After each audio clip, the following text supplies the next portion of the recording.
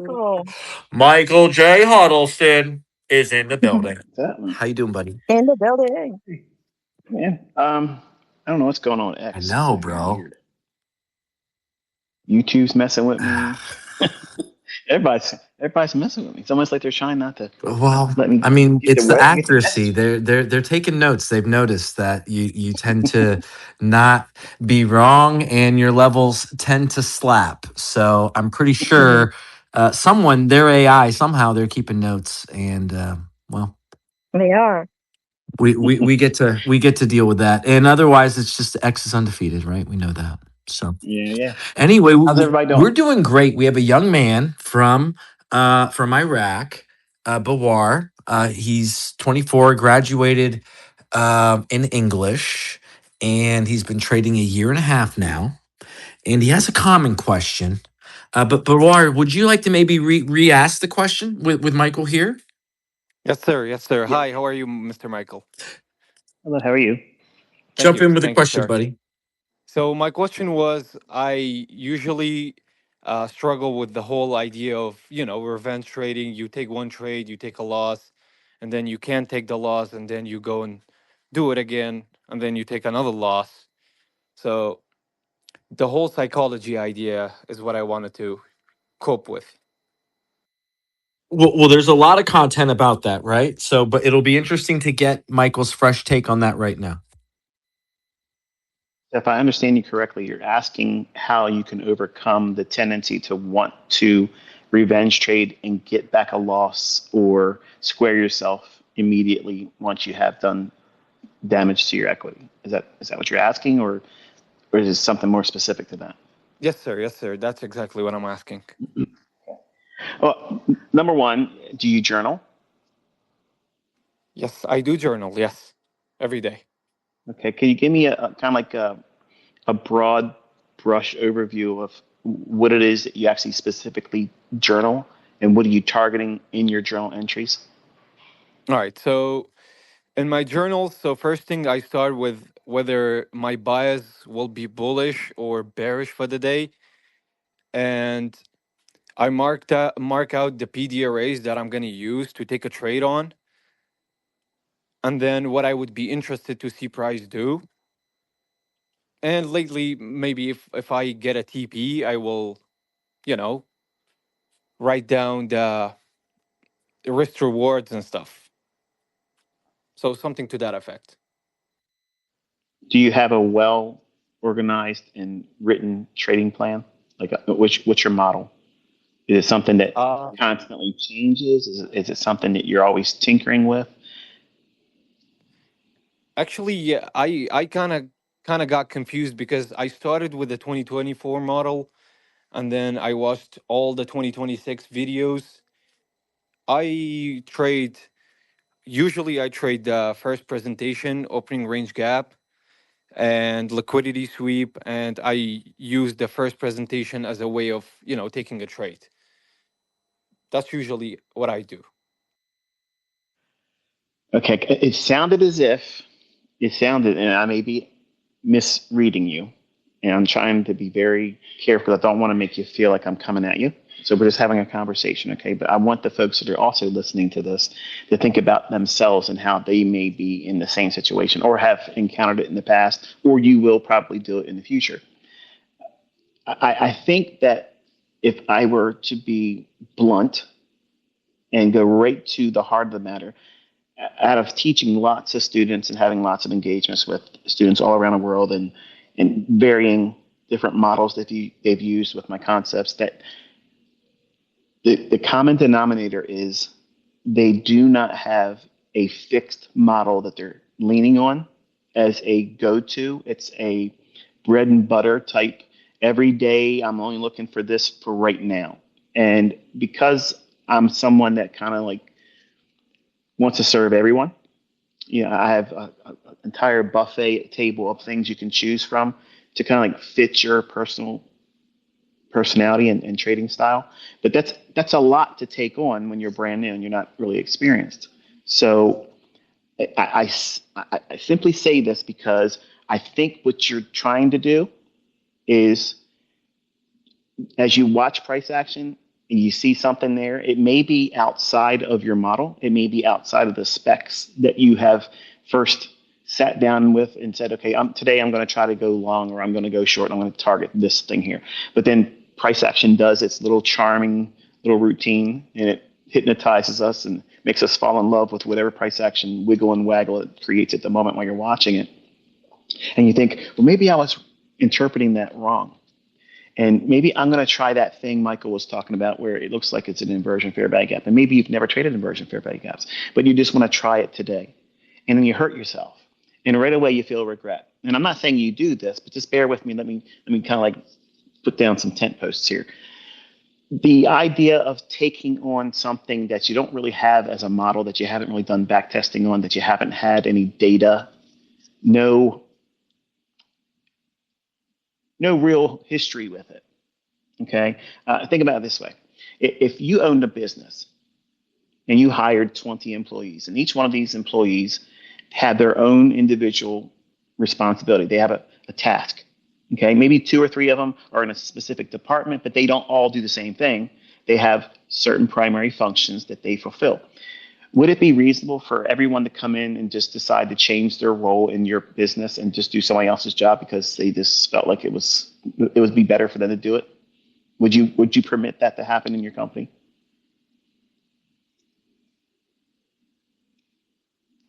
No, definitely not. Right. And what happens is when we start these trading businesses, if we don't have a well-written business plan, which is our trading model, and have history working with the numbers, doing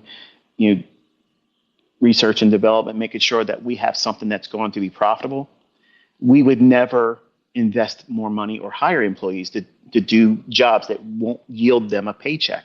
So when you're looking at price action, and when we as traders are inexperienced, many times we try to take on the task or job of another trader's setup when you're not skilled or trained or prepared to do their job. So it's best for you to try to stay inside of a very small circle in the beginning and use that small circle of influence where you only engage with what this model calls for. And if you can operate in that very small circle of inference to what price is doing, you end up developing patience. You master yourself, which is the most important thing. And you can't master yourself unless you have a model or a criteria that you adhere to. And it feels very confining and restricting in the beginning. And it feels like you're missing opportunities. And you're not. You're actually developing a skill set that helps you refine your attention down to very specific criteria. And if that criteria is not well written, if it's not written out in a plan that's easily understood, there isn't a lot of moving parts, you're going to go off course and try to do another trader's job. And if you're trying to trade another trader's model and you've never done anything with it before, you shouldn't be surprised when adverse results come to your hands.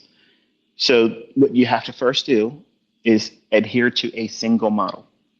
Now, let's jump ahead and let's assume that that's what you're doing. Okay, I'm taking a great deal of liberty in assuming that maybe you are, but in case you aren't, okay, but I gave you that part already. Now let's jump ahead and say that you do have a model.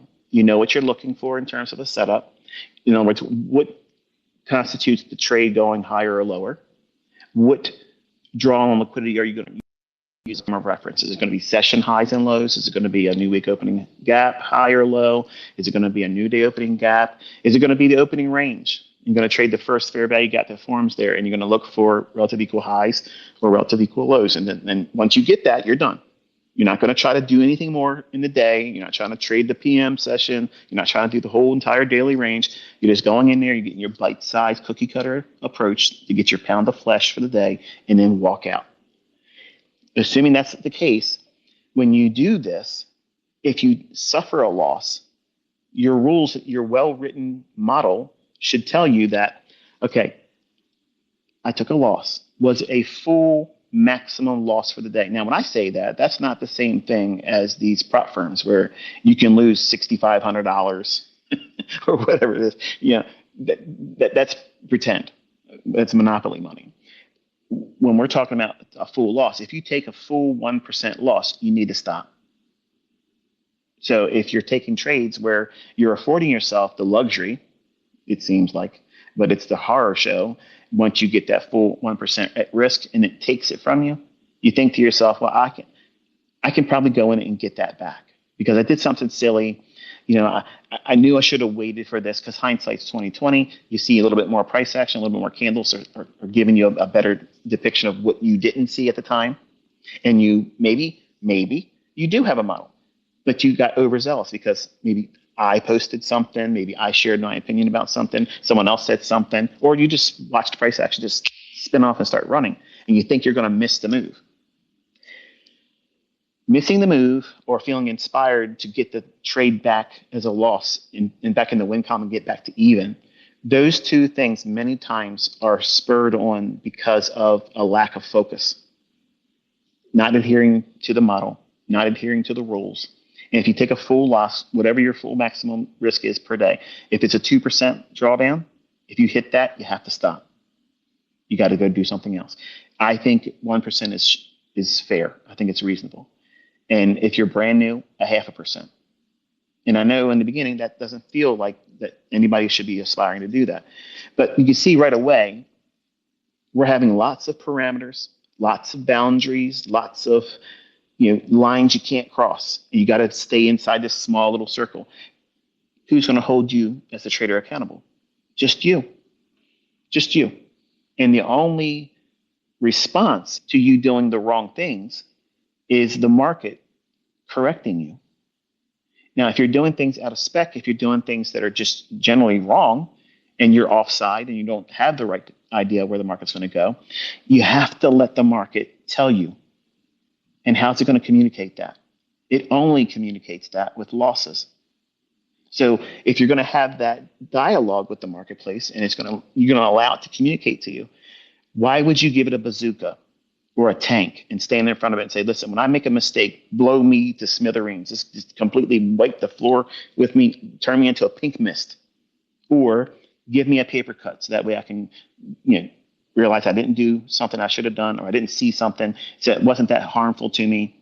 I lived to fight another day. Or if you're risking 0.5% and your maximum drawdown for one day is 1%, guess what that affords you? You can take another shot because you haven't taken a full stop in terms of your risk that's allocated for one day. But when we go into trading and we're first now introduced to the idea of potentially making money, we like to flirt with the idea that, well, I'll see what happens. I'll do 2% risk because it's my first time out. And if it wins, I could probably do very well. And that's going to encourage me. And you want to stay away from those types of things, because that's like going to the bar with your friends while you're married and you put your ring in your pocket and say, well, I just want to see if I can get any girls to find me attractive. I won't really do anything with them. But then when that really pretty one comes up, now you're put in a situation where, are you going to be strong enough to say no? Are you going to be able to live that life as that husband and stay inside those boundaries? So don't give yourself that enticement. Don't allow yourself to do that. And it's very hard to do these things as a trader because you're the only one in control. But the only punisher is the market. So you have to allow it to communicate to you that you're wrong, but don't give it so much power and control over you that when it does correct you, it's trying to destroy you, because it's indifferent to how much leverage you have. It doesn't know how much risk you have on. You are in control of that. But many times when we're in a drawdown, we like to personify that the market somehow chose you today to teach humility because you haven't learned it yet. So now it just singled you out today and said, now I'm going to teach this guy or this gal, you need to learn this today, and I'm going to destroy you. I'm going to run you out, and you're going to have to reset or refund your account. And all these things are constantly going through our mind because the discomfort of no control. We don't have control of where these markets are going to go up or down. We don't know if it's going to go to our target. And by submitting to these things in the beginning, if you don't have a well-rounded written model, you're left to your own emotions and psychology and concern about every single fluctuation in price action. And the only way that you can compensate for that is by having a long history of back testing, looking at how that model you're implementing worked in the past, and then forward test it with tape reading, then demoing it.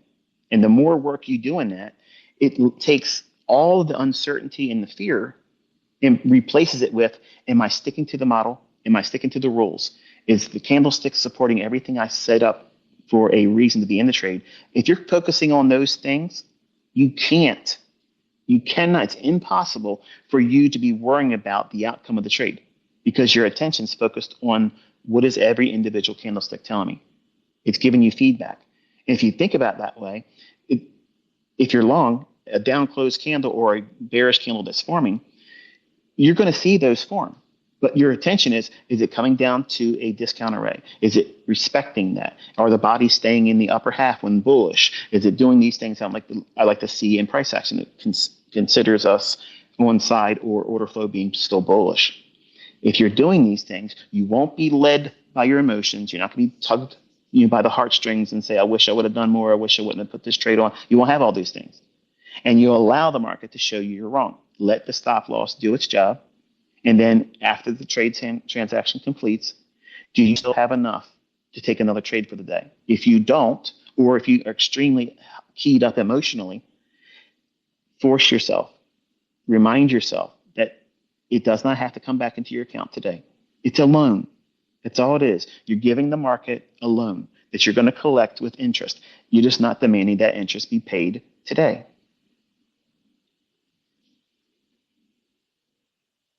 Wow. Bawar? Thank you so much, sir. I completely understood. That was great. I'm gonna stick to that actually. Very good. I'm glad I was helpful to you. Thank you. That was very helpful actually. Because if I'm gonna be honest, I've been struggling a lot because I did the same thing with my model. I tape read for about 4 to 6 weeks, and then I went on a demo trading, paper trading for about 6 more weeks.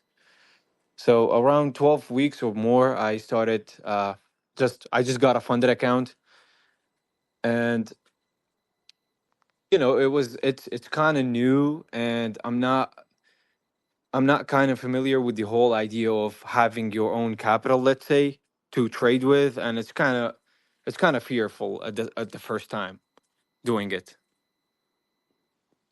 That's understandable, but there's no way around it. Like if you're choosing this career path in entrepreneurship as a trader, you have to embrace that uncertainty, but you have to disarm the marketplace. You have to disarm it. And the only way you can do that is by sound money management and risk management, not over leveraging, not making yourself available for more damage. And also, when it corrects you,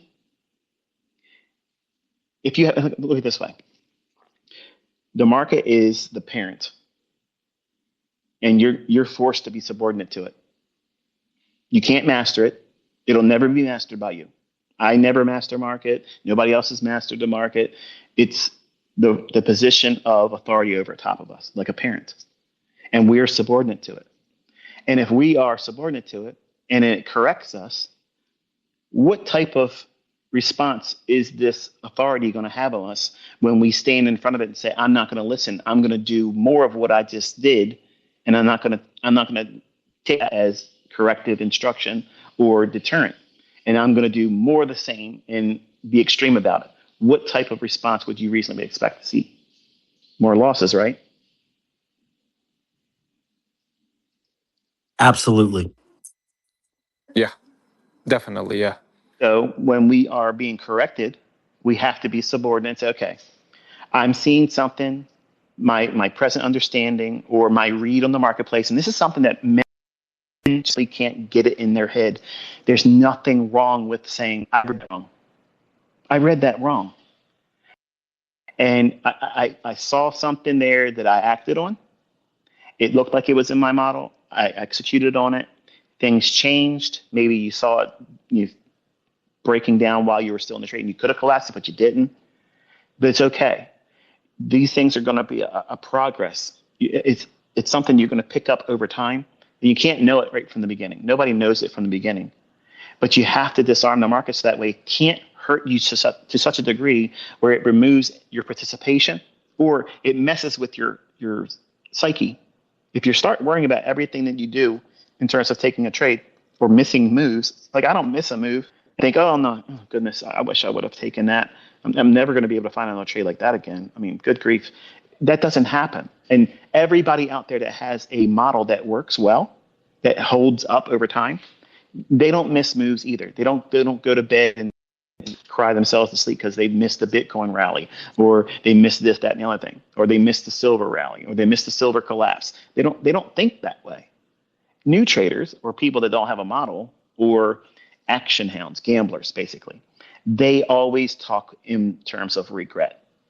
And you have to guard yourself and make sure you don't record things like that in your journal. And you got to make sure that you don't think that way or speak that way while you're in front of the charts. And it's real easy to do. You don't realize you're doing it until you catch yourself. And if you're not listening for it or paying attention to it, you'll actually talk yourself into this victimhood.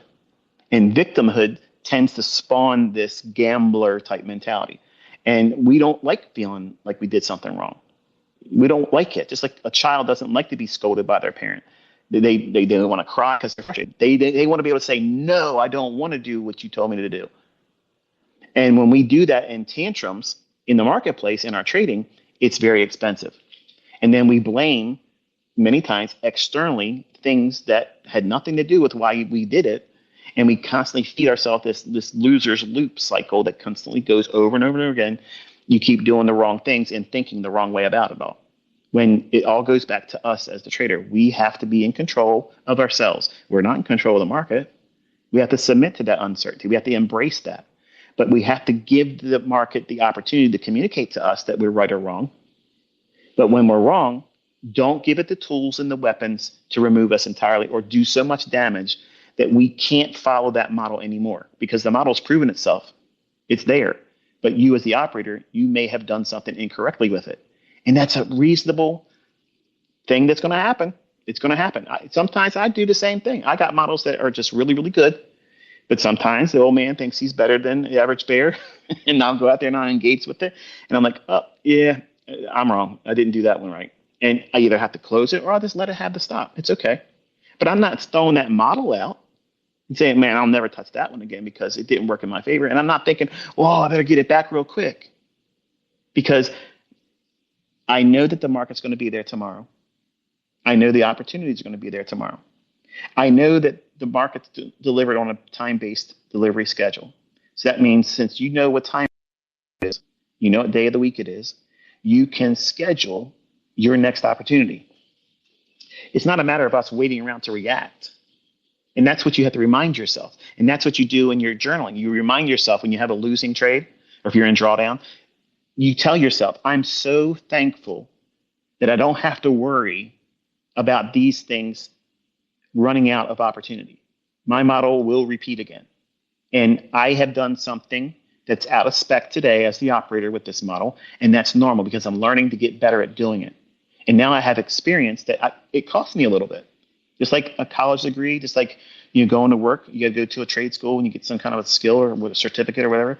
You had to invest in that to get that new skill set. Well, now you have a new skill set that the market cannot take away from you.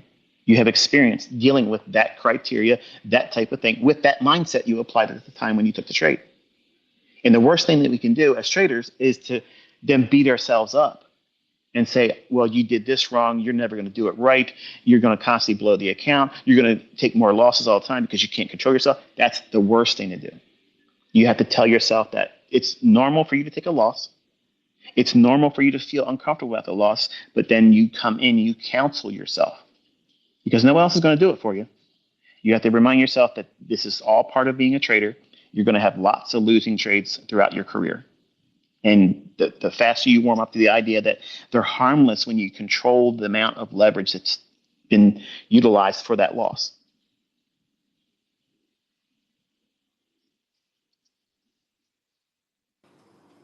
Thank you so much, sir. I understood. It's highly appreciated. Thank you. Awesome.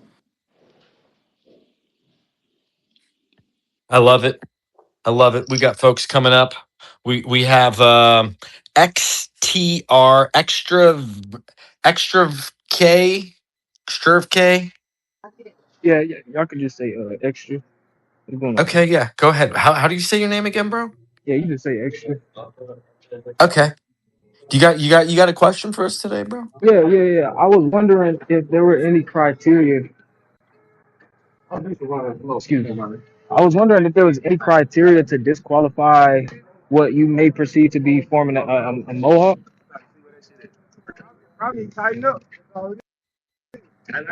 Is there a procedure to do what again? I'm sorry.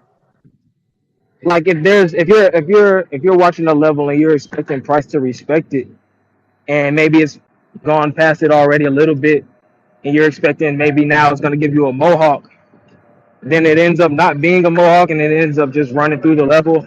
Is there any criteria on a high time frame, like the daily and weekly, to disqualify that, or is there any like steps I could implement to kind of like know, okay, this is where I should stop with this mohawk, Okay. or thinking that this is gonna. Let me paint a scenario for you. You're expecting lower prices on a particular market, and the market gives you a rally that takes out a previous high intraday, but you're bearish, and then it starts to break down, and then you can look at that little gap that formed as a buy side imbalance, sell side inefficiency, as it made a higher high. Now you can extend that over to the right and assume that may perform as an inversion fair value gap. So if your question is how do you know, or what procedures would you have to feel confident that any coloring outside the lines above the high of the inversion fair value gap should not be just another run higher to higher high, but in fact just a little bit of outside the coloring of that inversion fair value gap, then continue going lower. Is that correct? That's what you're asking for? Yeah, that's a good setup for like what I'm looking. Yeah. Okay. First of all, number one, it's experience doing it. And experience is something you're always getting more of. I'm always getting more experience every year. To be able to do this, I'm gaining more experience. So number one, just understand that is the first important thing to know, that without that experience and without a measurable amount of it, you're going to feel uncertain. You're going to have to just do it. If it closes outside of it, okay, if it closes outside of it, then obviously it's a dead ringer. It's going to keep running. What do you do with that? You take the loss. Or if you feel uncomfortable with it, if you have something in terms of size that allows you to take half the position off, take half the position off and let it have the balance of the stop. But there's a kind of like a confluence of several things. We're not just simply looking at a 1 minute chart and saying, well, I think it's going to go lower, and I'm going to grab that line right there and assume that it's the high of the inversion fair value gap or the high of a bearish fair value gap. And I'm okay with it coloring outside the lines, but I don't want to see it trading too far above it. Now, I teach a principle of 3 PD arrays should be your defense around whatever you're doing to take a trade. So in your entry or in your stop loss management, you should be able to look at that price action and say, okay, there's that inversion fair value gap in the example I painted here. It's a bearish move you're expecting. The high, we'll just say, just for sake of completeness and for easy for me to describe, say you're trading gold and it's at 4,000 even at the high of the inversion fair value gap. And then you have the highest high just recently just made in intraday price action is 4,050. But then below that, you have a rejection block. Then you have the highest up close candles opening price, which is going to be the bearish order block. And then you may have the high of that inversion fair value gap that you're entering on. So you may be able to say, I'm going to just risk half of the order block, which isn't going to be the rejection block. It's going to be the mean threshold or half of that up close candle's body. That affords you a measure of what you don't want to see it breach. So in this case, if I see something like that, normally I'll go with the rejection block as a stop. That's where I open up, usually with a hard stop there, unless I feel extremely confident that I can just go above the inversion fair value high and maybe 5 handles above that, and then I'll just stick with that. In this case, you can use the order block theory, and half that order block should be your defensive mechanism. So if it goes beyond that, then you're stopped out. So while watching it coloring outside the line, the high that inversion fair value gap that you're trading on, you tell yourself, I'm okay with it trading to the order block's opening price. I'm okay with that happening. I'm okay with it trading above it. But I have to be mindful that if it goes to the mean threshold, I can't let it stay open. I have to kill the trade. And you may have a stop loss that's higher than that.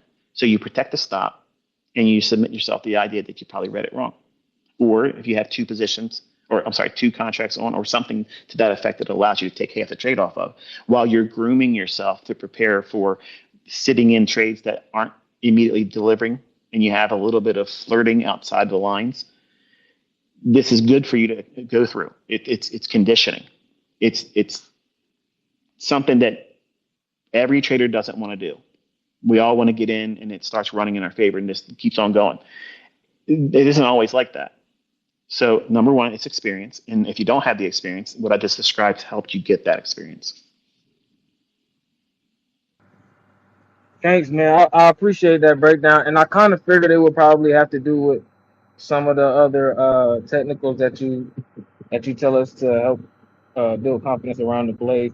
But for some reason, I kind of thought it would have to do with like measuring the candle or something. I don't know, Well, we but did. I appreciate that. It is. That's what we just talked about, measuring the midpoint of a up close candle prior to it dropping. That's the order block. So if it's going to be the mean threshold halfway point, we don't want to see it breach that. And then we don't even have to put Oh, you. Okay. Also, you were just then you were describing the candlestick that looked like it was giving the mohawk. That was the candlestick that you were measuring, No, or the candlestick that it was reaching up into it you were measuring. It would be the last up close candle that made a higher high intraday. So like it would be taking short term buy side liquidity out. Oh, okay, got it. It creates the inversion fair value gap, and then the candle that's retracing up into that fair value gap that you think is going to act as an inversion and send it lower. It may start building a wick outside of it. Just compare that with what the mean threshold is, or half of the up close candle that made the highest drop down from, because you don't want to see it go make a higher high, but we don't want to use a rejection block as a stop either. So we can put mean threshold as the boundary and just see what we can get out of it. And if it can be managed, then wonderful. If it doesn't, we're going to take the hit. No, that makes sense. I appreciate it. Can I ask one more question? Sure. All right. As it stands right now, the only order blocks that I use are 2 candlestick order blocks. But I know that you've talked about order blocks where it's significantly more than 2 candlesticks. But because it's like one side of it is just pure buys and one side is pure sells, you consider, and then the fair value gap that comes as a form of expansion after. I was trying to figure out. Could you explain what you mean by 2 candlestick order block? I don't know what you mean by that. So say for example, 5-minute time frame. Say at the 9 o'clock 5-minute candle will be bearish, and then the 9:05 5-minute candle will be bullish, and then it will keep expanding, creating that fair value gap, and then keep going, right? How's that order block? Well, it would be the last down candle in the downtrend, and then the fair value gap that comes as a part of the expansion, or the leg, the part of the order block that expands from moves higher. Yeah. Okay. So I was trying to see. So I am talking about the right thing, right? First of all, before we the term, does it help if we use the term engulfment? Yeah, engulf. Oh, yeah, that's fine. Yeah, the Okay, I'm just trying to add clarity because that might be difficult for some folks. You're looking for the candle that is reaching over the previous the low. You're doing a 2 candle sequence, and Michael is asking you to explain why or where did you get a 2 candle sequence, because hear me out. A fair value gap needs a minimum of 3. 3 candle formation to create a fair value gap. Fair value gap? I did not. If I said fair value gap, I didn't mean to say fair value gap. You were talking about an order block, and I understand, and you're referencing 2. Where are you referring to 2? And you're going from the order block, but you're referencing an engulfment. That's I Mhm. think where we have clarity, Michael. And beyond that, I'm not sure. So the order block would be all right. So if it's a bullish order block, the candle, the order block would be the down candle, correct? Am I Assuming misunderstanding that that? assuming the market's primed to go higher, Right, right. it drops down, okay, and then there's displacement higher, and that displacement higher sets up either the validation of a return back to the candlestick that was a lower moving down close candle. That opening price is changing the state of delivery. That's going to be sensitive once it clears that. So it can come down and touch that. If the market's still bullish, it should get a reaction there. But it can trade Right. down to mean threshold in that little range because we're using the upper half of the PPI. That's the discount sensitivity when the market's bullish. But it doesn't have to. It can create a fair value gap with that displacement candle higher and then trade down into that inefficiency or just keep on running. We don't know until the candlestick forms. And while it's forming, we have to make those decisions. Right. So my question would be, if I see one of the order block formations that's more than two candlesticks, I wouldn't have to have it then turn into uh two candlesticks on a higher time frame. Say the order block was like an accumulation of 14 candlesticks. I wouldn't necessarily on a 5 minute time frame. I wouldn't necessarily have to go to the 15-minute time frame to make sure it was two candlesticks only to then confirm it, because that's what I've been doing. I've been saying if this doesn't on a higher time frame convert into two candlesticks, I don't take it as an order block. That's how if that makes sense. So let's assume you're looking at a 5 minute chart because that's the time frame you keep talking about. So 5 minute candlesticks, and you have two down closed candles. Okay. Then there's one candle that shoots up higher. Yep. I wouldn't consider that. You wouldn't consider that what? What do you mean? You wouldn't consider it? I wouldn't use that as an order block, and that's what I'm saying. Okay, I would, because if the market's bullish Okay. and it's time for the market to show a displacement higher and reach for either an inefficiency that's above market price or relative equal highs or a single high. In other words, you think it's going to go higher. The draw is higher. If the second candle, okay, or the lowest candle in the two down closed candles formed, and that was the larger of the two, then the opening on that larger one, that's a change in the state of delivery. That's the order block. That's the one that's going to be validated. If they're basically the same size, then change in state of delivery is going to be the first down closed candle's opening price. So you're going to have to wait for it to trade above that to validate. It doesn't have to close above it, but once it trades above that, now change in state of delivery is active. So you would expect it to be bullish. Good copy. That makes sense. Thank you so much for the answers and for the time. I You're very appreciate it. welcome. Great question. I like that question. That was good. It's just really hard to see something in my mind because um, I'm not as young as I used to be.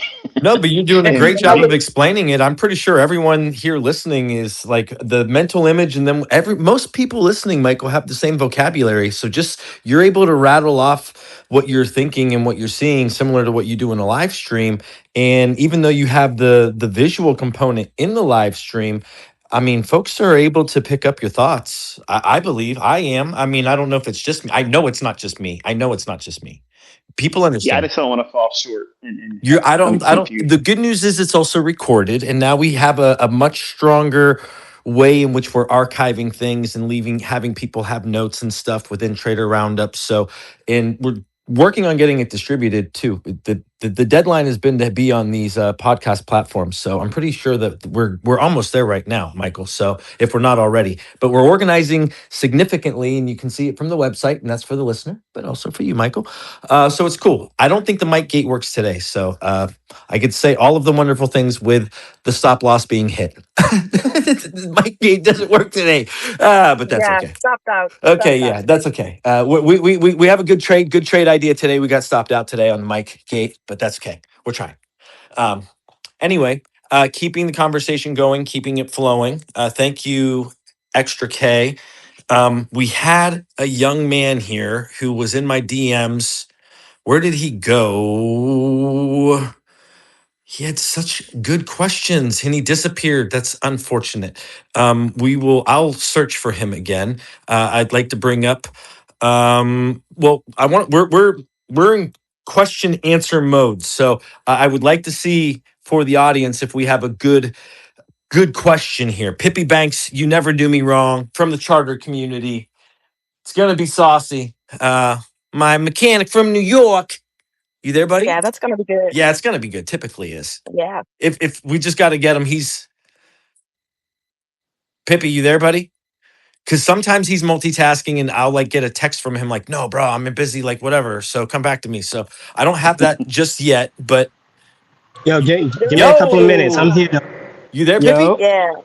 yeah, give me a couple of minutes though. All right, no problem. We I'm got you. I'm here though. All right, All all right. right. We got a question coming from Pippi Banks. I got the Daily Profiler, Captain Matt Mickey here, veteran, and he's an ICT trader. He utilizes some data. And Michael, I'm not sure, but I would love for Captain Matt Mickey to jump in here and give us a little bit about himself and tell the audience more or less how he utilizes your concepts in his hands.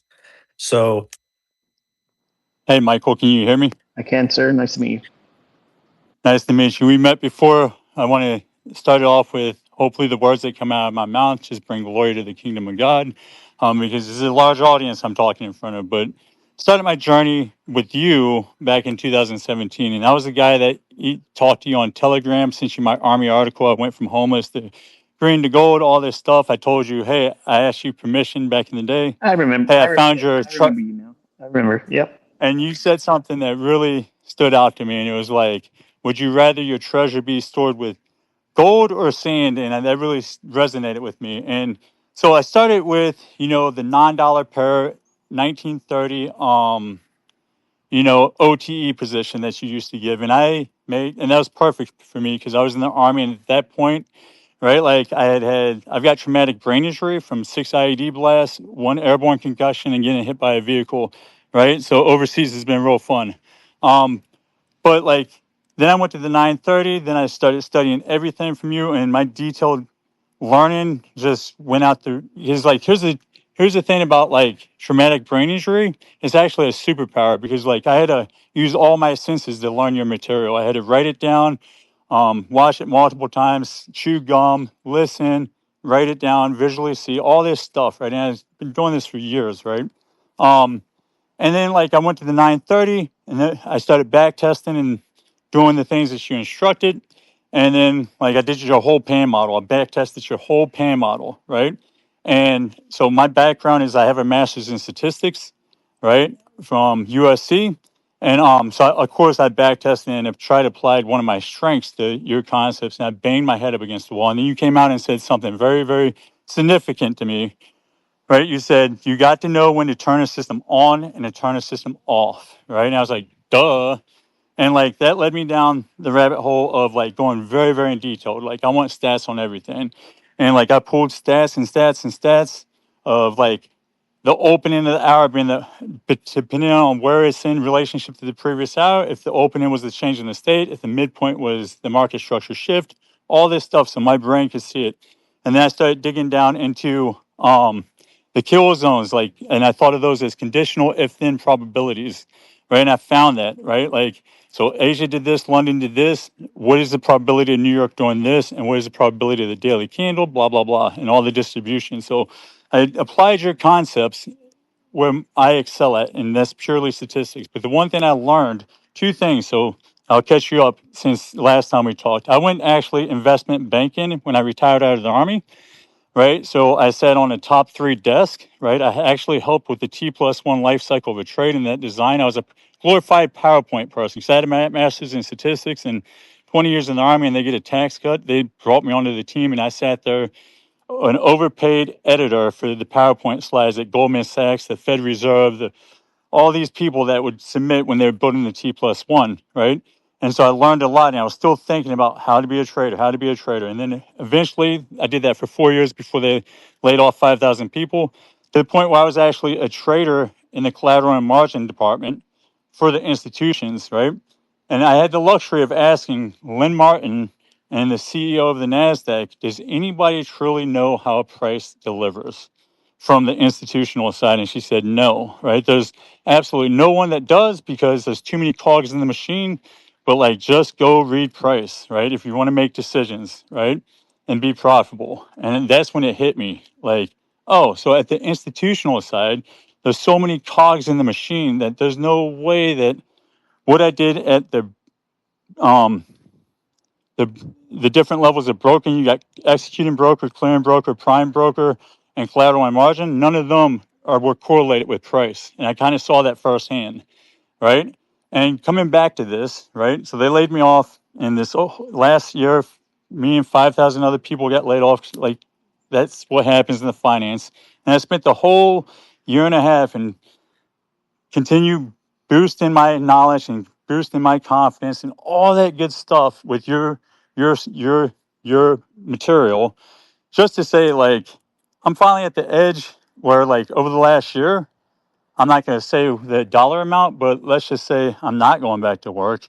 Very good. My family's not going back to work, and it was all thanks to like just a traumatic brain injury vet trading the dollar assets for the OTE at 1930 in Asia, and now it's 2026. And I know a lot of the community members in this room, and like I know you hate it, and I told Kid I wouldn't say it, but like, thanks for responding to me on Telegram back in 2017, and thank you for what you do, and for all the people out there, listen.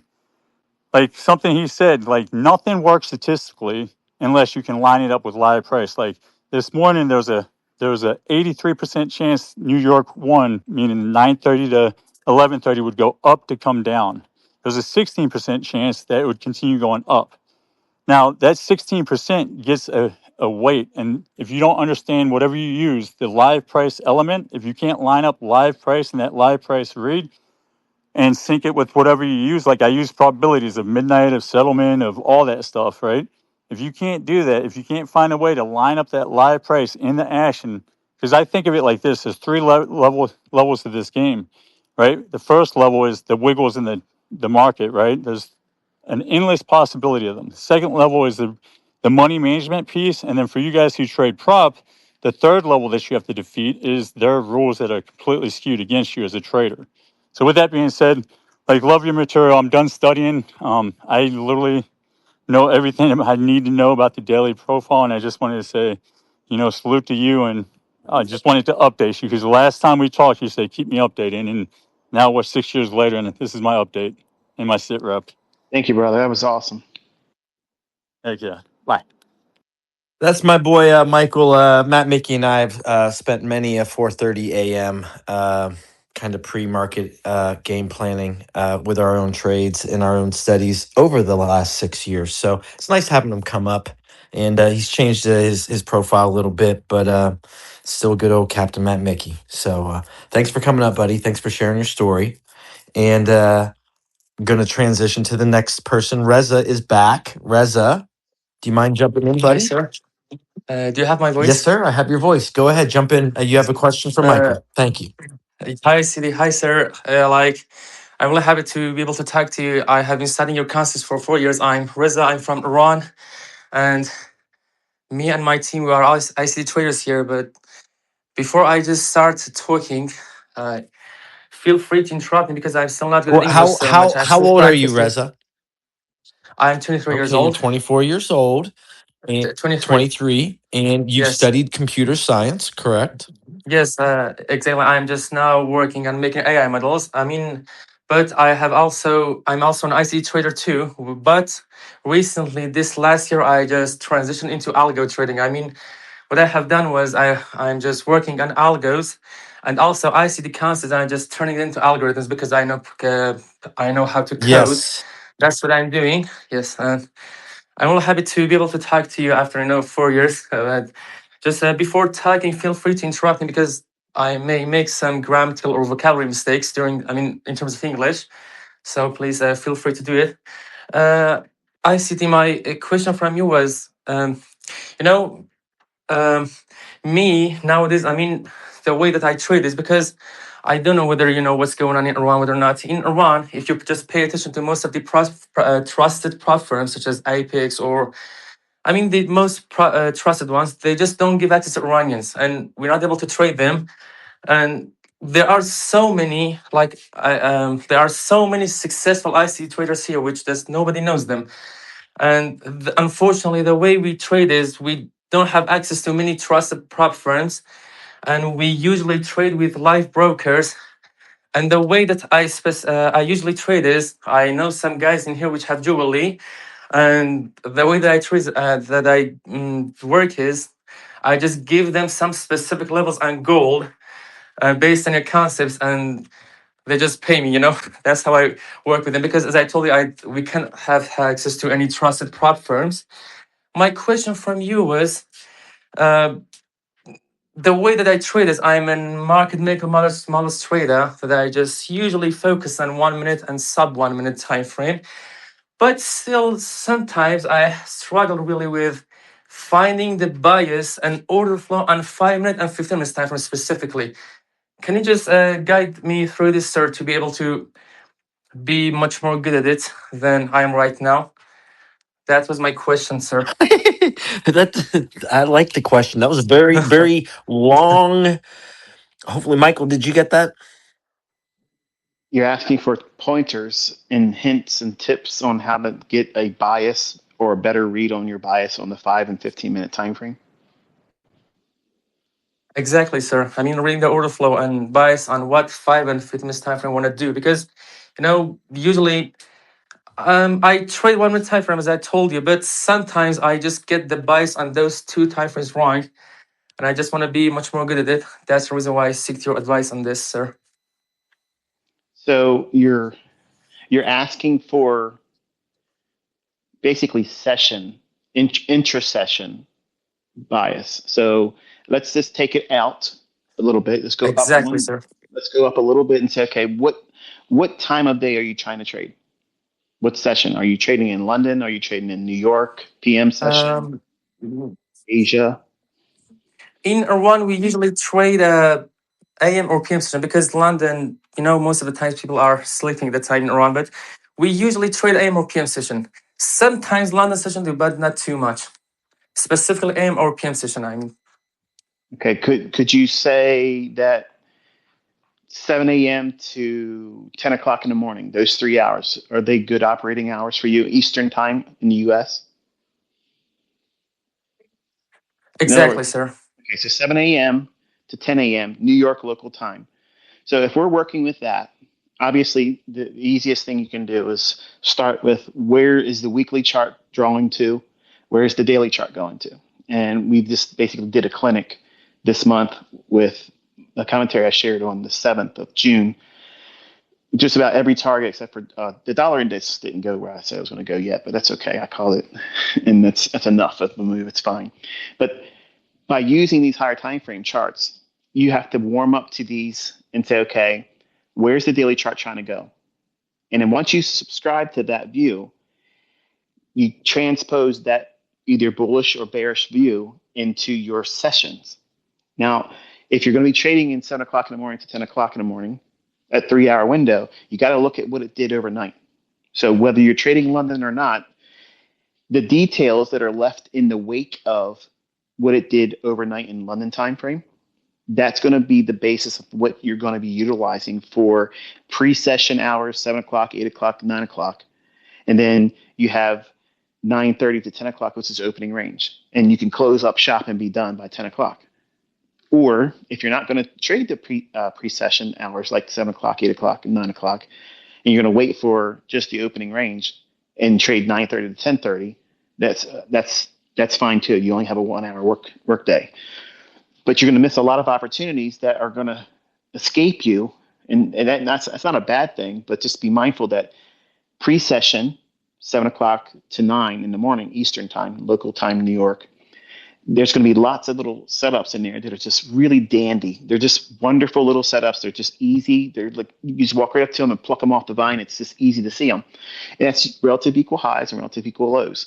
So if you're going to be trading in that morning session in the New York time, referring to what London did, look for relative equal highs or a single high or relative equal lows or a single low that formed between 3 o'clock and 5 o'clock in the morning. Real easy. It's real easy to zero in on that. It can't hide from you. And you find it on a 1 minute chart or a 5 minute chart time frame. And then you'll target that in that morning session.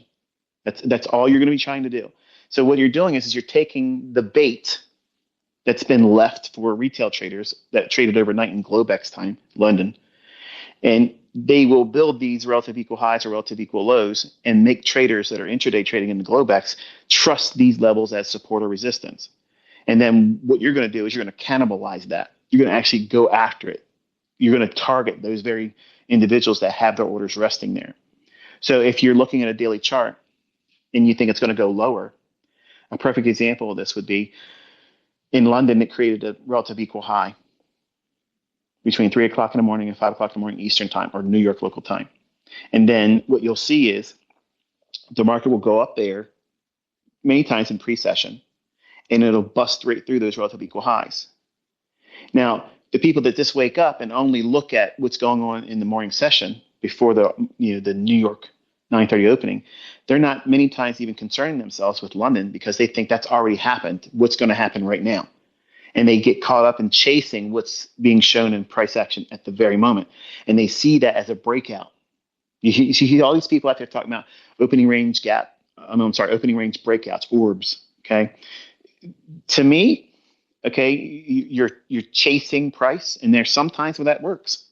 But if you don't have a bias that's rooted in something that's on a higher time frame, you aren't doing it correctly. So this way, what you're doing is we're assuming the market's bearish because the daily chart has something it's drawing down into, some kind of a fair value gap, or it's reaching to an old low. Just look at what I did on June 7th video in analysis. Everything that I outlined there, that's what you're going to be doing on a day-by-day basis. Constantly giving yourself feedback of what do you expect it to do on a daily chart. Because if the daily chart's going to go higher or lower, the 1 minute chart, the 5 minute chart, the 15-minute chart, the 4 hour chart, everything that's less than a daily is going to be subordinate to that. It's going to do what that daily chart's doing. It's going to drop if it's bearish. So what we do is we want to see it attack relative equal highs. Now you can do two things. You can be universal, and if you can capture a long that goes up into a relative equal high that formed between 3 o'clock in the morning and 5 o'clock in the morning Eastern time, which is New York local time, that's the London session. You can target that as a raid and be bullish just for intraday, capture that, then use that as a buffer to then look for a short. So if it starts to break down, look for a bearish inversion fair value gap that you can go short and then run out the lows that just formed in pre-session 7 o'clock in the morning to 9 o'clock in the morning. And that's your whole day right there. And you don't even have to be there for the 9:30 opening bell.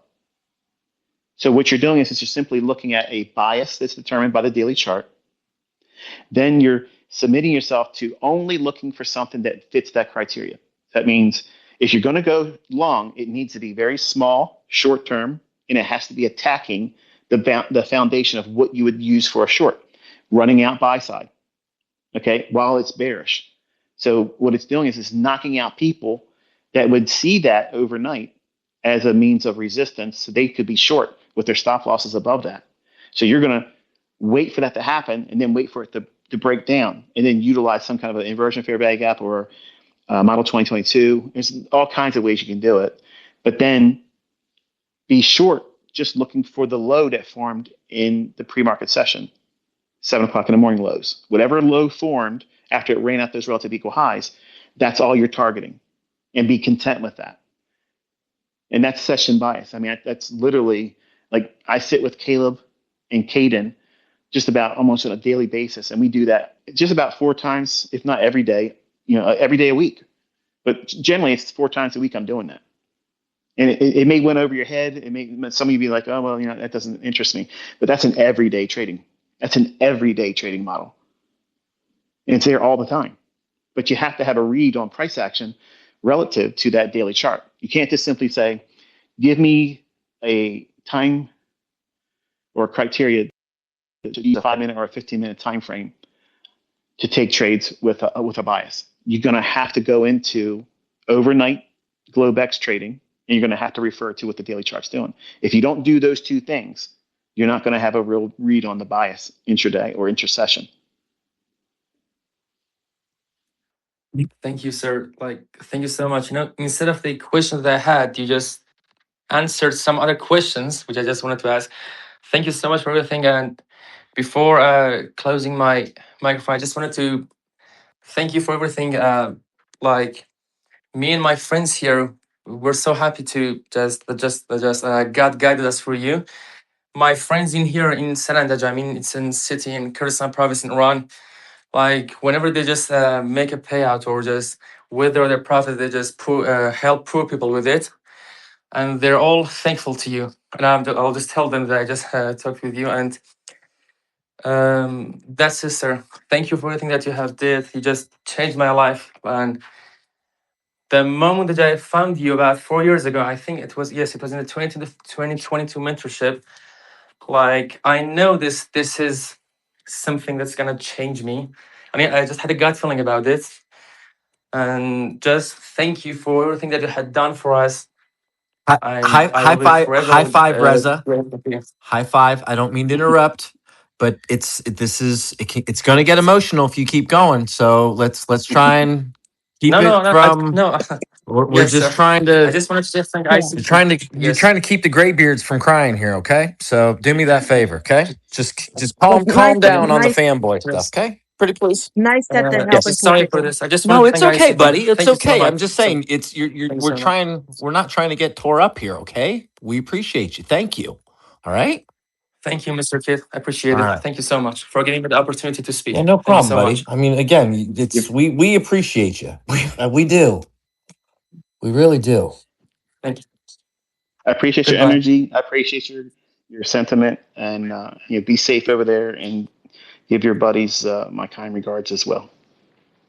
Yeah. Thank you so much, ICT. Goodbye. High five, Reza. Nice having you on, buddy. Got this gray beard Thank you, sir. tearing. You got this gray beard tearing up anyway. I'm like, "Dude, stop it, dude. Like, we fucking love him, man. We know. Yeah, I get really, I get real I uncomfortable know. like that because like I'm an introvert. I don't seem like I'm an introvert when I put on the ICT mask to perform and whatnot. But I understand the fact that you're here or you're watching Yeah. my content. It's That means that you appreciate it. it It's is cool. nice.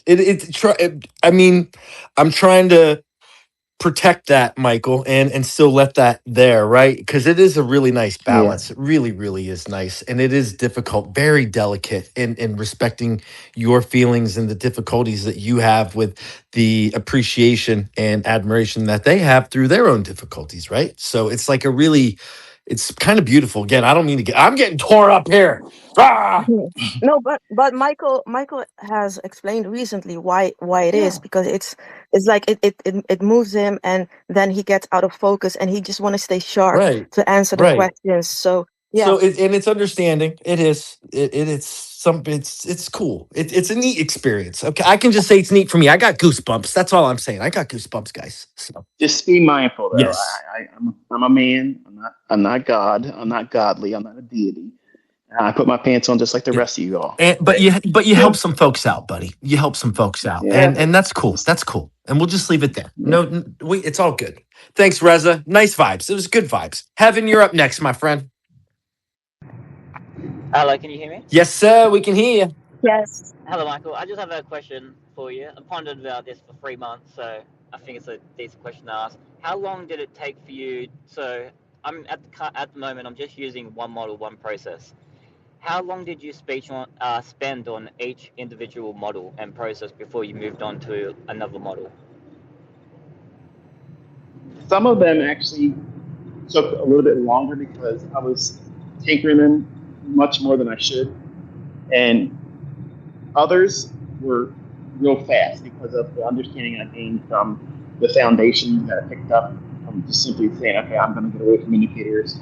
I'm going to start paying attention to time and what market moves are generally occurring around specific times.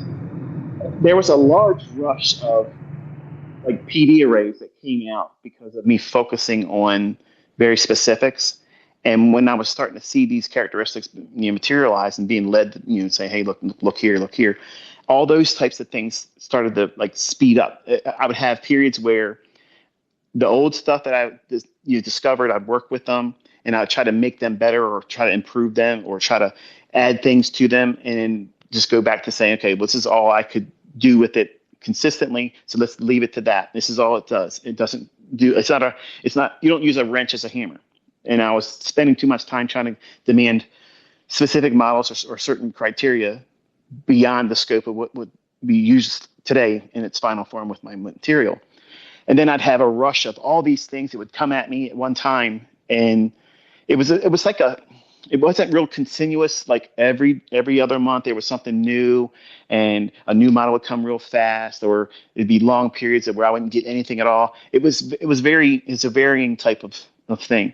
But the PD arrays really started to come in once I got about the basis of what I showed in my month 4 content. Once I had that framework, it was like I could see it in a way where I could communicate it and create a language around it. But before I had those very basic PD arrays that's in month 4 on paid mentorship stuff on my YouTube channel, before that, I was spending too much time chasing things that were not really beneficial to me. And I wasted a lot of time doing that. So that's why it took me 6 years to kind of like iron out all the stuff and say, okay, this is all it's going to do. This is all I'm going to demand of that.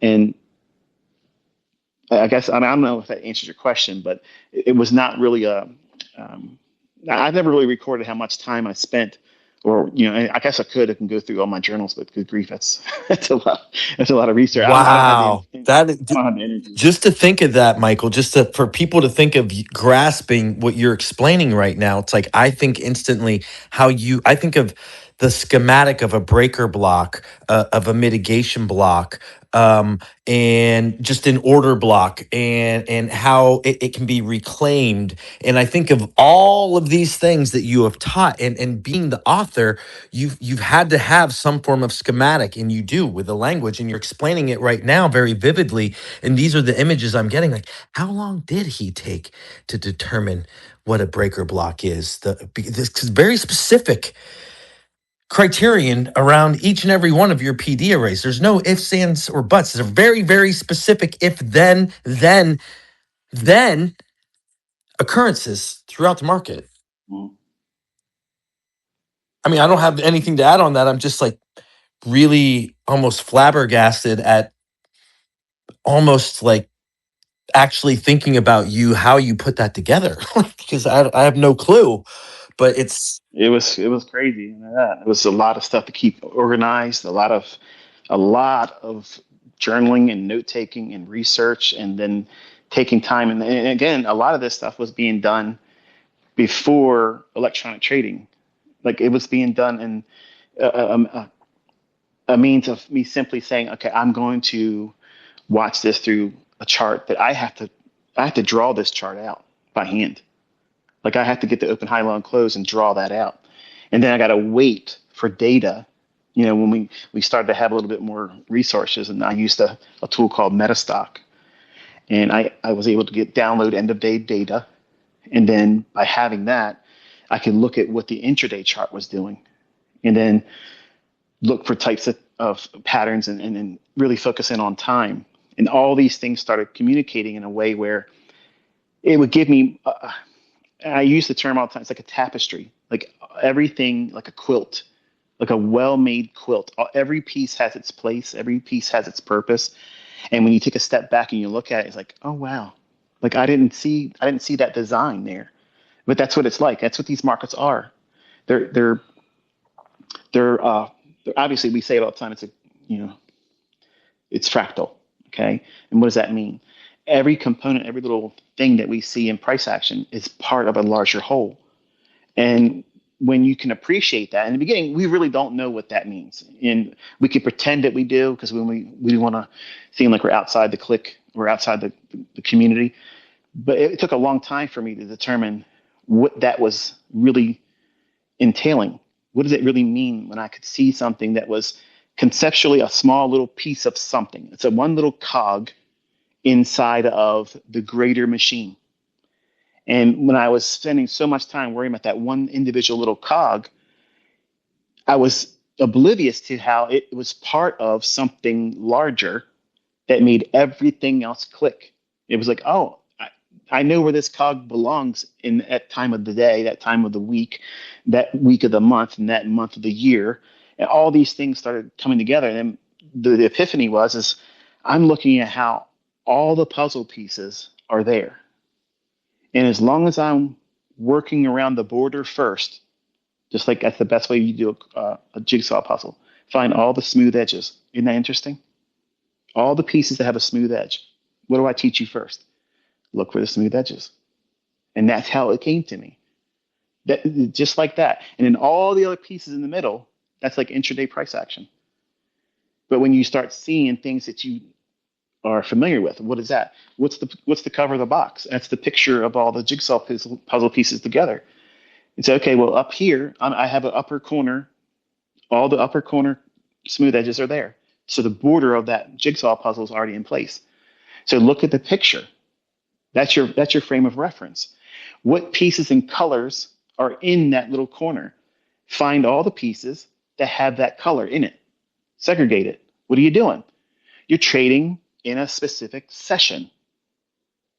And then you're looking for cogs, little fractal pieces, little things that run for smaller bits of data inside the borders of that jigsaw.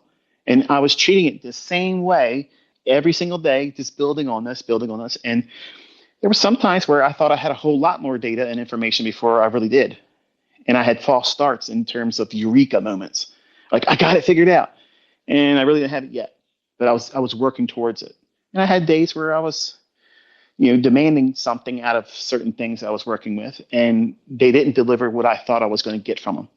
And I would cry, literally in tears, and I'd be upset about it because I'm like, man, I thought it was going to be able to give me this, and it didn't. It fell short.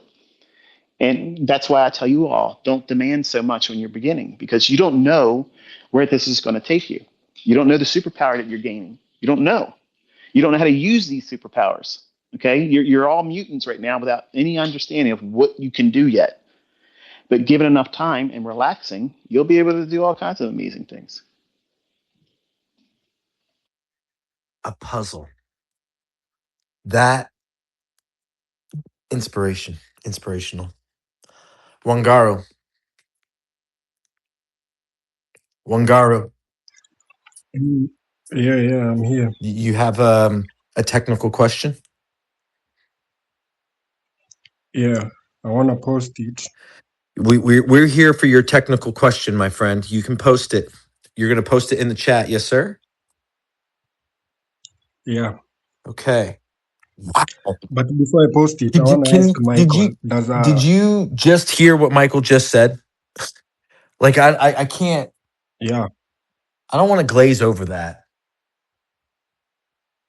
He's really talking about the tapestry of order block theory and like the real fundamental elements of not just the language or the theory, but where and how it interweaves together really does create that philosophy, that deeper meaning that you can utilize then within the market.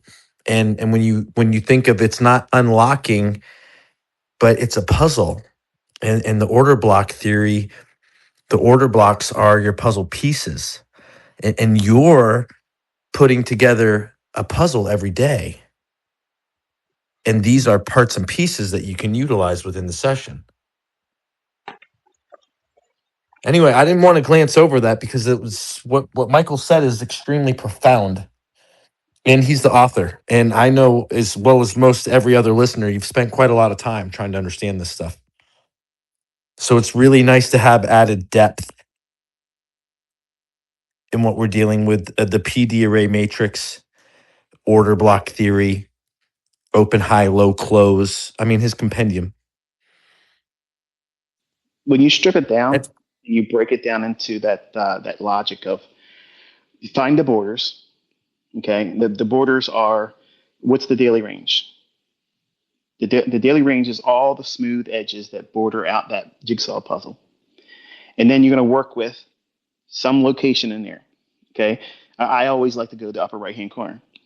I got lots of jigsaw puzzles and I get them for gifts I get them as gifts rather. My daughter always gives me one Christmas time and birthday. And I always start in the upper right hand corner. Once I do all the border pieces, then I do the upper right hand corner. Then I'm looking at the picture that is, if the picture or the jigsaw puzzle was completely done in the upper right hand corner, what colors, what shapes are in the picture, and I gather up all those pieces. So what am I doing? I'm filtering out all the stuff. I'm getting rid of all the noise. I'm getting rid of all the chaff. I'm not worrying about the shape of the pieces. That's just like you're going to be doing when you're watching live price action. When you're brand new, you don't know how the daily chart's going to form. You don't know that. And over time, what you'll see is there are very specific things that a bearish move is only limited to do certain things. It can go up to go down. It could just fall right out of bed. It can consolidate and cross over into a new session intraday, like PM or lunch, and then it has the run and drops lower if it's bearish. There isn't a whole lot of things that it's going to do. It isn't, or seek and destroy, but that's always a curveball. That's the jigsaw puzzle piece that you always are frustrated with. I don't know where this thing goes. I don't know where this thing goes. But by filtering out what you can see, which is time, that's not going to evade any of you. You know what time is. Simply look at the clock. You know where it's likely to go based on your higher time frame perspective. It's going to go higher or it's going to go lower. And you're submitting yourself to that. Well, I'm submitting myself to a session. I'm only looking in the upper right-hand corner of the jigsaw puzzle. And I'm looking for only the puzzle pieces that match the bias, which is the end result of that whole little upper right-hand corner of the puzzle being completed. I'm not interested in any pieces that have blue in it if that little area in the final piece of that puzzle doesn't have blue in it. So that means I'm not looking for bullish breakers when I'm bearish. I'm not looking for specific criteria that leads to higher prices. I'm not looking for that. So I'm activating my reticular activating system, and I'm only allowing information that's useful to my model, matching my bias for that time and session as part of the daily range. And if I know that overnight in the Globex that we have not really made any significant run, then the largest portion of the daily range is going to form in the morning session. So I have lots of expansion that could participate. But if there's a lot of movement that took place in London, then I'm not going to be so overzealous about demanding a lot of movement in New York, because New York couldn't retrace back into what London did. And then PM session could return and resume going lower. And that's the same thing that we're doing in this analogy, is we're looking for puzzle pieces that match by color. Once you have all those pieces that match by color, then you can start looking at all the individual shapes. And that's the PD arrays, where they fall in all that little area and how do they connect. If you're bearish, you're looking for some kind of a Judas swing. Right off the bat, that's what I'm looking for. I want to see a relative equal high being taken from overnight in Globex. I want to see a single high taken. I want to see it reach up into a premium rate, not just take out a pool of liquidity, but I want to see it reach into something like a new day opening gap, a new week opening gap, the previous day's opening range gap, something to that effect. It's got to be something agreeing just simply. You can't just say, well, it's going into to liquidity. It's easy, as simple as that. No. It's got to go into that liquidity, yeah, at the right time, but it's also reaching into some kind of a premium array, something that is a justification why it went there, not just because it went above an old high, because you can get hurt doing that. You have to have some kind of a context or framework to justify it went up to a premium array, some fair value gap, some new day opening gap, new week opening gap, or this past Friday's opening range gap, consequent encouragement. It trades up to that and takes out the buy side when I'm bearish. Okay, well, that's wonderful. But what if it doesn't have those things and it just starts to fall off right away? Okay, well, it has to fall from some short-term little high. So I'm going to look for the buy side and balance sell side inefficiency right before that rollover. And then once it trades up into that as an inversion fair value gap, I'm in, I'm locked in. and I'm going to participate there. So what I'm doing is I'm looking at the puzzle pieces that the market's forcing in my hands. I can't control the cards that's being dealt to me, but when they're placed in my hands, I know how to play them. But you have to learn to be patient enough to know when the cards are dealt to you, you have your hand, then play them. Many of us look at the first two cards and we have three cards still coming, and we want to bet everything we have because we think it's going to be a winning day. We got two aces. That doesn't mean anything. The other traders that are bullish and you're trying to be bearish, they can come out with a full house. And you have no idea that it's coming like that. And you get smoked. And you're betting heavy early, anticipating the trade setup before it's actually there. So all these things we wrestle with. So you'll learn over time there isn't a lot of things that's going to happen. And that's why it'll be easier for you to submit to a model. You'll be able to submit to the idea that when you do it wrong, it's okay. It's okay. That's just one transaction. The model's not broken. You're not a poor trader. Every trader is a losing trader. And I'll say it again. Every trader is a losing trader. You open up the trade, you're in a loss. You're underneath a commission. You're underneath a spread. If it's, if you're trading Forex, you got to come out of that. And you have to manage yourself and your expectation and stay focused. There isn't I know in most of your eyes and minds, when you look at price action, you're thinking, how is he picking? And how is these other students that are doing well, how are they picking that? Out of all the things he teaches, what made them gravitate to that? Like, why did they pick that? When I'm looking at this fair value gap here, or I'm looking at a breaker over here, or I'm looking at a reaper, or I'm looking at this and that and other thing, you're imposing your will. Where they have a little bit more experience, they have a little bit more underneath their belt in terms of knowledge.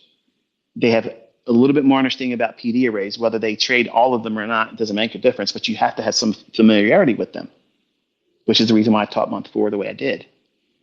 Your catalyst to get into a trade may be order block, but if you don't understand fair value gaps, how could you reasonably expect to manage your stop loss without knowing where it's reasonable to trade up into an inefficiency like that? If you don't think in terms of fair value gaps and it starts to run up real quick, but you're not paying attention to the fact that it's only going up, the consequent encroachment of that imbalance that it just made 25 minutes ago. But you're thinking, it's reversing on me. What do? I'm going to get out. I can't hold it anymore. Then you get out, then it rolls over and it continues and it has the bigger run. But you didn't have the wherewithal to get back into it because you're now shell shocked. So the way I teach and the way I taught in that mentorship is I'm giving you puzzle pieces. I'm giving you things that you can use to go into the chart every day, and you should break down every single day. Every single day. When you journal, draw out with a line chart. Don't do it with the chart turning to a line. You need to draw it out with your hand. It doesn't take much to do this.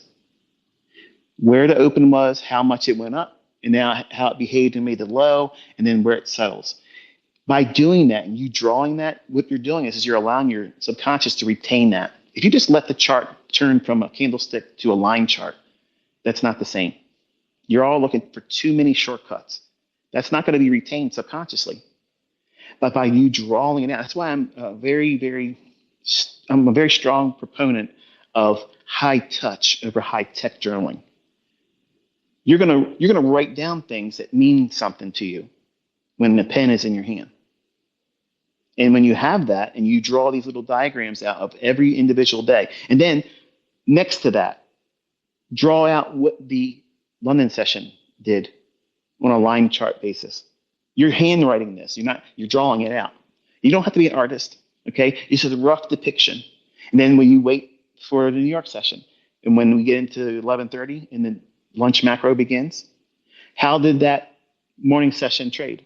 What would it look like? If all you looked at was from 7 o'clock in the morning till 11:30, what would that look like if that was the entire daily range through the lens of an intraday chart?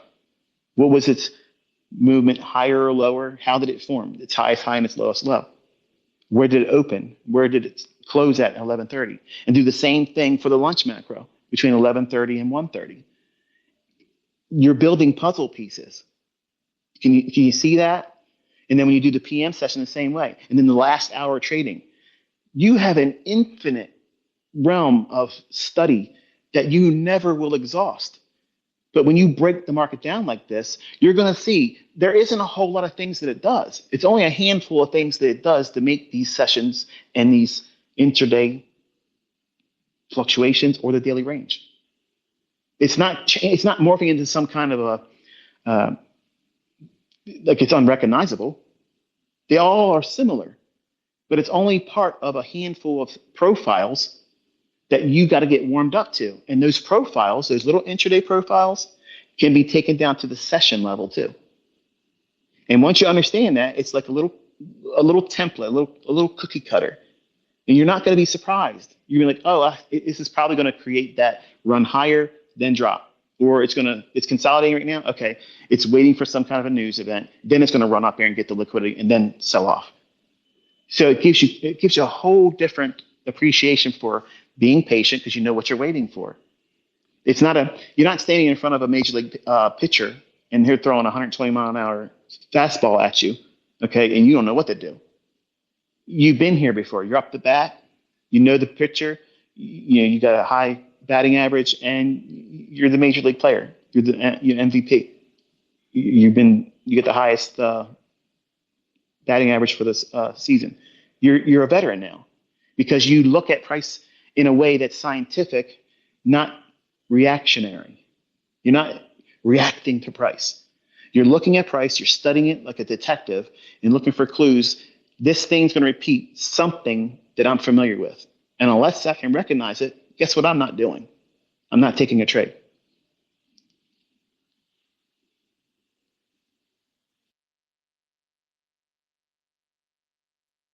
Bang. Showstopper. Good day at Trader Roundup. Michael, we've been here about an hour and a half. How are we looking as far as time? Just curious. I'll take one more. I know we had a gentleman who was going to ask something. Let him finish, Yes, and we'll we see where got we're one at. Garu here. We got one Garu here. And did you get your? Yes, he did. In the most relevant, at least I saw his chart. Michael, if you don't mind checking in the comments in the purple pill. I'm going to go to most recent. Or is it there, one Garu? Do you mind posting it again for me, brother? It is there Yeah. 13 minutes ago. 13 minutes ago, if you scroll down, he's got two pictures. It's 13 minutes ago, so there's been a few since on the most recent. Or if you hit recent and then scroll down, he's 13 minutes ago. I just posted another one. Thank you, buddy. Appreciate you. Did you get it, Michael?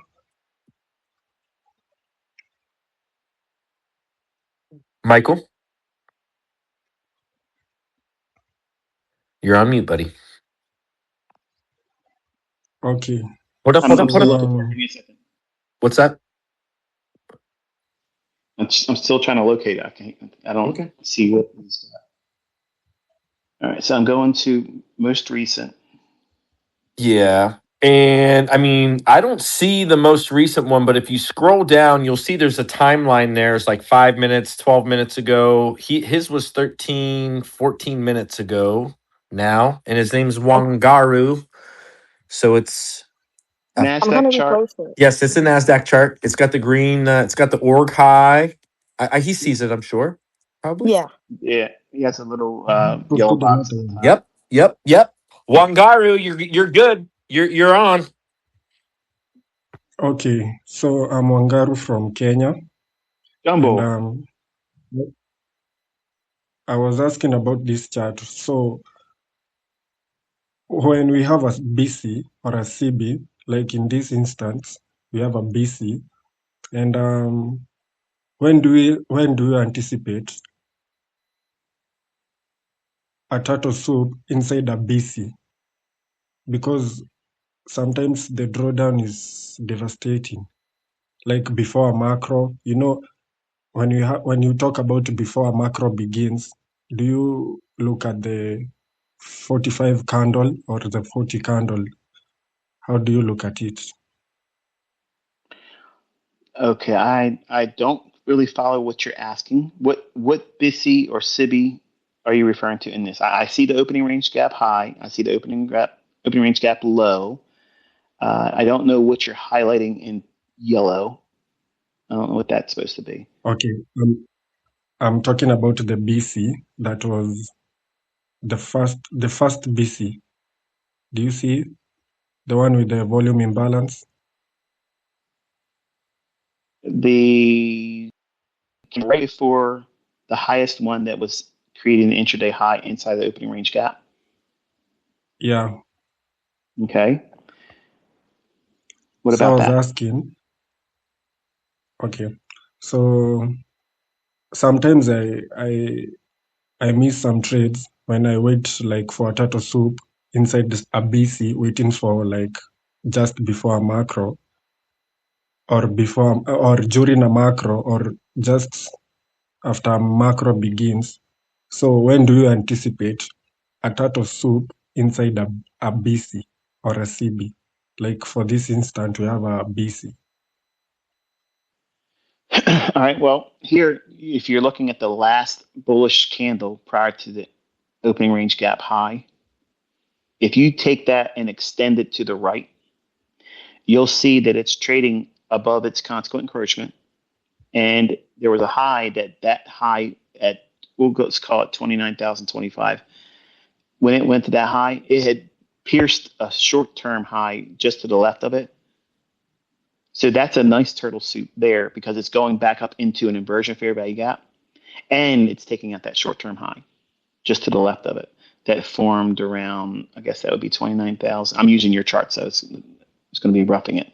29,010.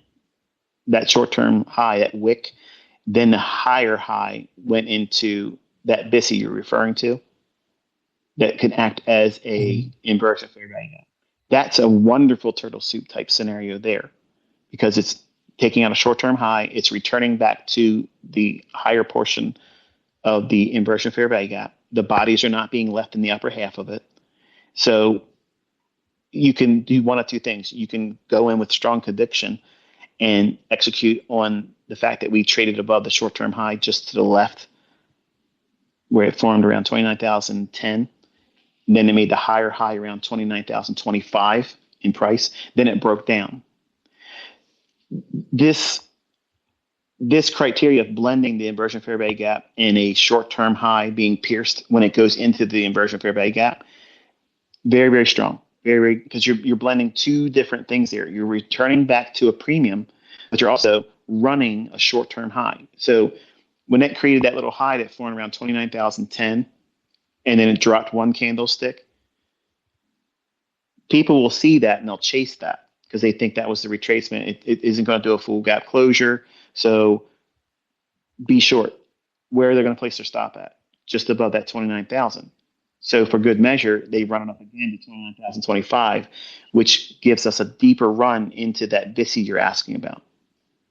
Otherwise, when you're asking specifically about when would I look for or what kind of criteria would I have trading for turtle soups inside or cibbies, this is the only criteria. Like this is it. Like you have to have the idea of where it should trade into, and then wait for short-term highs or short-term lows to form inside them and anticipate them. Now the problem is if you're going to do it, you'll miss them. If, for instance, when it went up into 29,010 and it created that little high there, it could have fell right out of bed and dropped. And if you're waiting for a turtle soup to form and make a higher high there, it never formed. So you would have missed. That would have been a trade that you missed using that particular model. And you have to be okay with that, because if you're trying to use a hammer, don't demand that it acts like a saw. You have to be content with when the market gives you what it's going to give you, and your model allows you to align with it. It's wonderful. But if it doesn't and it runs away without you, don't chase it. There's going to be other opportunities, and it never works out in your favor. Rarely, if you try to force something. And if you have a criteria that says I'm going to be expecting lower prices because the prices are going to draw up into that BISI, it's going to act as an inversion fair value gap, but it creates a short-term high in the lower half of it, or just trying to get close to it, and then it runs a little bit higher than that. That's many times a criteria that I would use just to be short if I'm bearish. If I'm not bearish, I'm not going to use this, obviously. But you ask for criteria. When would I do it? What would I be looking for? Everything I just mapped out here, reverse it for when you're looking for turtle soup longs when it's trading inside of an inefficiency. Okay. I have another question. That was really nice. You answered my question.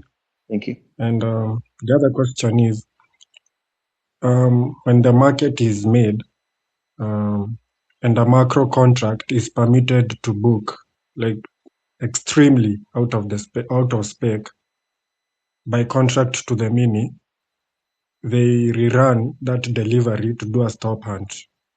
Is that right? Okay, say it one more time. It's just a little bit slower because your accent's very difficult for me to. I'm trying to understand what you're asking. And Kit, if you picked up what he said, No, I was just gonna say it's you're not the only one, Michael, because yeah, Wangar brother, I didn't understand what you were asking either. Okay. just go a little bit slower. I'm an American. I need a Okay. little bit of slower pace. Okay. When the market is made, okay, I'm talking about the micro and the macro mini. The micro and the So mac. when the macro, The mini or the the micro, which micro, one? both of them, Okay. Okay. when the market is made and a micro contract is permitted to book extremely out of spec by contract to the mini, Uh, they rerun that delivery s- and do a stop hunt. So you're talking about SMT between the micro and the mini of the same asset class, correct? Yeah, And you're like reading the question, which is why it's difficult for us to understand. And you're just trying to make sure you get it correct. And I appreciate that. Let me paint a yeah, scenario, and then you tell me if this is what you're asking. Let's assume for a moment that okay, the Nasdaq micro contract, the smaller one, let's say it drops down to a price of 28,900, but the mini only drops down to 28,975. The micro has been allowed to go yeah, lower than the mini. Are you asking what would you do and how's that useful information? yeah, like for it to do another stop run on that high or If low. if we're bearish, what that does is it gives like a extra encouragement for you to be able to be in the mini contract and look for that same thing to be redelivered in the mini, and then price will overlap that again in the micro. So in other words, it'll redeliver and go lower in the micro, but that momentum, that delivery, it's almost like telegraphing. It's like showing you its hand. Listen, the micro moved already. It went down there, but the mini hasn't done it yet. So the mini has been tipped off. You'll say, okay, well, I got to watch where the micro is, and then watch it book mark to market. And then when it meets and agrees with what the mini has, I'm sorry, what the micro has done, as soon as it does that, then it's a complete redelivery in the micro. But it's the single delivery on the mini. In other words, I'll say it as simple as this: the fact that the micro was allowed to go down there lower, it yields most times. Don't just simply look at it as SMT diversions and think that it's going to go the other way. That's a terrible thing to assume. What's actually happening is there's like this. It's a break between the two in continuity, and then the mini will be afforded the luxury of going down there for the first time. The micro will be doing it a second time, so it's going to overlap that entire run. Once it takes out its initial low in the micro, if it can break below that and then it accelerates, you don't let go of the short in the mini. You leave it running because that's your telltale sign it's a runner, it's going lower. But if it fails to go to the micro low and gets real close to it and just starts to come back up a little bit, that's a telltale sign that you don't want to hold on to the short in the mini. It's probably going to reverse or go into consolidation. Yeah, thank you, Michael. You're very welcome. And one last question. He okay. Let's see The what it is. last one. We Let's see what it well, I had one more too, Wangaru. You're ruining the moment. The last one. The last one, please. Okay. So when we have a low, like an Asian low, and we are anticipating bullishness after that low is taken, and the low is taken and we have a retracement, What time is the then low taken out? the opening range. Okay, so we're in 9:30 to 10 o'clock Eastern time. Okay. Yeah. We take the low at 9:48, let's say 9:48. Then it retraces back to the first presented fair value gap. Then the low that was formed at 9:48 is Well, souped again. tell me what the first presented fair value gap is. Is it a BISI or is it a SIBI? A BC. Okay. Then the low that was formed at 9:48 is souped again at 10:20. How do you anticipate a low being taken, then having a retracement, then back to that low, then having bullishness? I am so flattered that you have that much confidence in my ability to be able to see this being described by you. I can't visualize what you just said. So I Okay, appreciate when is this? if you can. When is this? When is this price? When is this opening range? Can you open your chart and look No, at no, when no, is no, this no, one opening guy. range? We're going to be wrapping up here, buddy. I love you. I love you. We're not going to open up our charts. We're not going to open up our charts. I love you. What we are going to do is Reza, who has already spoken, had DM'd me and asked if he could have one quick follow up, and we're letting Michael get back to his thing. Okay, Wangaru, Okay, high I'll five. have a picture. A high All five. I'll right, have a picture. all Next right. Much time, love, buddy. I'll ask that question. Can I Thank you, talk? Yeah, Michael. yeah, Reza, you're up next. Real quick, you have a good question, and we're going to let you go, Michael. I'm sneaking Reza in. I hope you don't mind. It's just a follow up. Okay. Thank you so much. I just forgot to ask this question. I'm so sorry. I had one more question in relative with efficient price action, meaning assuming ICT, assuming price goes up and reaches a specific zone where price action is efficient at that zone and creates a high, and then again comes down and reaches another efficient price action and creates a low, and then price comes in the middle.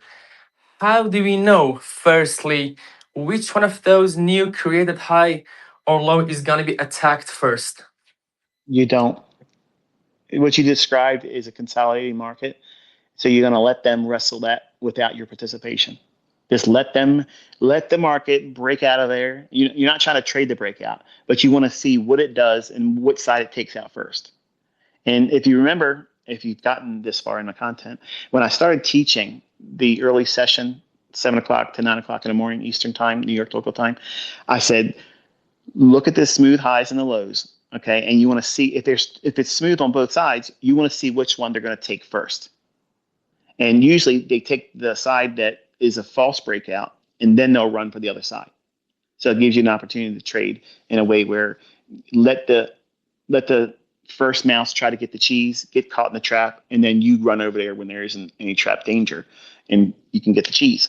Well, what you're describing at the time you're describing it, I would not participate in that. And I don't have any way of knowing from a generic description like you have. I wouldn't have any strong convictions on being able to determine what side it's going to break out or run from. So I just simply let it do it. And then once it does that, is it able to hold on to that? And if it doesn't, and it breaks back down into the range, then I'll use a fair value gap or an inversion fair value gap to participate and look for the other side to be traded to. So you're going to have to wait for the first one to be given to you like a gift and then run to the other side. So, sir, generally, you mean we have to first wait to see one of those sides to be taken. Then we have to look for reversal sign if price want to reverse. And we may enter maybe in a inversion fair value or fair value cap, right? Well, that's one scenario. Yeah, I mean, there's other things that could be done, but I'm trying to be simplified with what you give me as a criteria or context. Plainly said and simply stated, if you're in a position where the market's in the middle of two balanced price ranges, because that's what you're describing, you're Yes, sir. sandwiched in, okay? And I don't have the ability to determine when it enters there with any measurable, you know, consistency that I would be able to try to convince you of. I simply wait and let it give me one side. Once it does that, then I'll look at price action. If it goes there at a specific time, I'll give you an example. You mentioned it went up into a balanced price range. If Yes, it sir. does that, and then it retraces back down, and it's resting on a balanced price range where it's consolidated a big block of price action. It couldn't break through on the upside, and then it retraced back down, but it can't break through to the bottom part either. So if it runs up and takes out the upper side, so it's clearing out the buy side above that consolidation that it couldn't make its way through the first time, but it does so at a time like 50 minutes after the hour. So we're inside of a macro time, inside that little 20-minute window period. If it does that, I'm more inclined to anticipate that as a setup to see it run for the lower side. And then I would look for a short. Now, if it does it on the buy side, no, I'm sorry, if it does it for the sell side, rather, it goes down below the lower consolidation and it does it during a macro time. I would view that as a setup to set me up for a bullish inversion fair value gap or a bullish fair value gap to trade into or model 2022 long to set me up for a run up to clear out the highs above the higher consolidation and take out that buy side. But I have to see what they're going to give me first and base that on what time are they doing it. Thank you so much, sir. Thank you so much. You're very That welcome. was so helpful. Thank you so much. In adding to in conclusion, what Michael is telling all of us, ladies and gentlemen, and I can speak on very personal experience, as much as you have opportunities to engage, you're identifying the moments when you don't want to engage. Having criterion to disengage is equally as important as having any form of entry criterion or model. So this is kind of like the yin to the yang, kind of like the gap to the range, right? Kind of like the positive to the negative. You want to know when you are in, and you definitely want to know when you are out. Constantly describing market conditions that are indecisive, that are within a range, I playfully call a no flying zone. And we try to identify these range prices that we don't want anything to do with it. Let it decide what it wants to do. So anyway, on that note, thank you, Can Michael, I for add being something, here. a little thing Oh, about pretty yeah, please, pick really, much. really small, because I think if I'm correct, I think it resonates with this.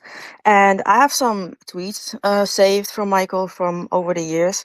And what he said in those tweets is it's basically the same every time. And it's when you are able to frame both sides, then it simply means it's a low probability ICT trade. So you don't do that, and you wait until the market gives you clarity, like he's saying right now. You wait for one side to be taken out, and when that happens, then you look at, okay, what does it look like now? What do we have here? And then you work from there. And as long as you don't have that, it's just like you can frame both sides, so it's just low probability. So it's simple.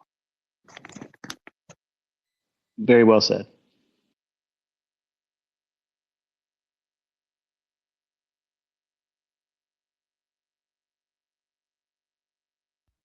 Kit, where are you?